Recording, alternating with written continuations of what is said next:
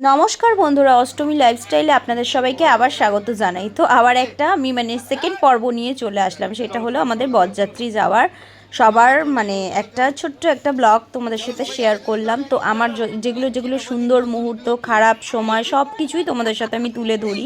তোমরা যেহেতু সবাই আমার বন্ধু, আমি তোমাদের সাথে সব কিছুই শেয়ার করি। তো বাসে সবাই অলরেডি উঠে গেছিলাম। তো আমার লুকটা কেমন লাগছে অবশ্যই তোমরা জানাবে।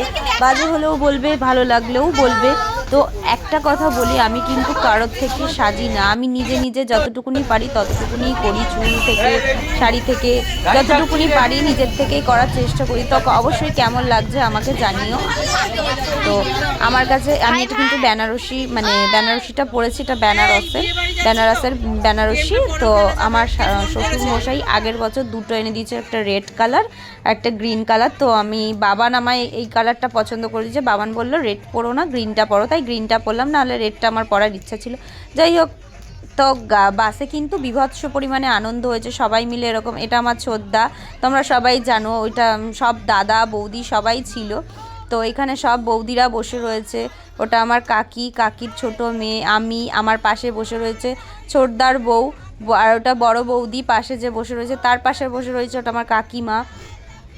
আমার কাকি যেটিকে তোমাদের দেখিয়েছি ওটা আমাদের কাকিকেও দেখিয়েছি, তোমরা হয়তো খেয়াল করনি, আস্তে আস্তে পরিচয় পাবে। আর একটা কাকির মেয়ে, দুই মেয়ে, ওই ছোটো মেয়ে ছিল। আর এটা আমার মেজো বৌদি। তো মেজো বৌদির পিছনে যে বসে রয়েছে ওটা আমার সেজো বৌদি। তো যাই হোক, এরকম করে সবাই মিলে আনন্দ করতে করতে যাওয়া খুব কমই হয়। তো বাসের মধ্যে সবাই মিলে আনন্দ উল্লাস করতে করতে চলে গেছিলো। তো আমরা চলে গিয়েছিলাম হালিশহরে। তো হালিশহর কতটা দূর তোমরা বুঝতেই পারছো, নৈহাটি তারপরে হালিশহর। তো হালিশহরে গিয়েছিলাম আমরা বিয়েতে গিয়েছিলাম। তো বিয়েতে গিয়ে বীভৎস পরিমাণে আনন্দ করেছি। রানী রাসমণির বাপের বাড়ি হালিশহর। তো হালিশহরের রানী রাসমণি স্নান করছিলেন গঙ্গার ঘাটে। সেই ঘাটটা আমার তোমাদের সাথে শেয়ার করা হয়নি, আমি অনেক রাত হয়ে গেছিলো তাই তুলতে পারিনি। তো সেইখানে রাজচন্দ্র তাকে দেখে পছন্দ করেছিল, তারপরে তার এখানে বিয়ে হয়। তো হালিশহরটা হলো রানী রাসমণির বাপের বাড়ি। তো যাই হোক, তাই জন্য তোমাদের সাথে এই জিনিসটা শেয়ার করলাম। তো দেখো, এই জায়গাটা সবার একটা স্পেশাল অনুভূতি থাকে। অবশ্যই তাদের লাভ ম্যারেজ হয়েছে।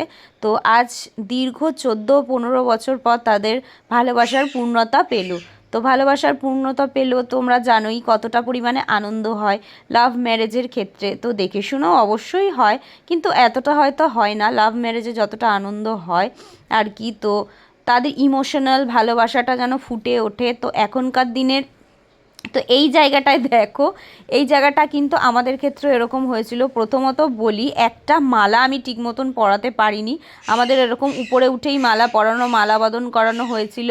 তো আমি একটা মালা ঠিক মতন পরাতে পারিনি। তো ও তো বীভৎস পরিমাণে ভয় পাচ্ছে, আমিও এরকম ভয়। ওর নাম ডল, আগেই বলি। তো ডল তো বীভৎস পরিমাণে ভয় পাচ্ছে, তো আমিও বীভৎস পরিমাণে ভয় পেয়েছিলাম। এইরকম জায়গাটা ওরা নিচে মালাবদন করেছে, আমাদের উপরেই হয়েছে, সবাই মিলে ধরে তুলেছে, তখন সেখানে হয়েছে।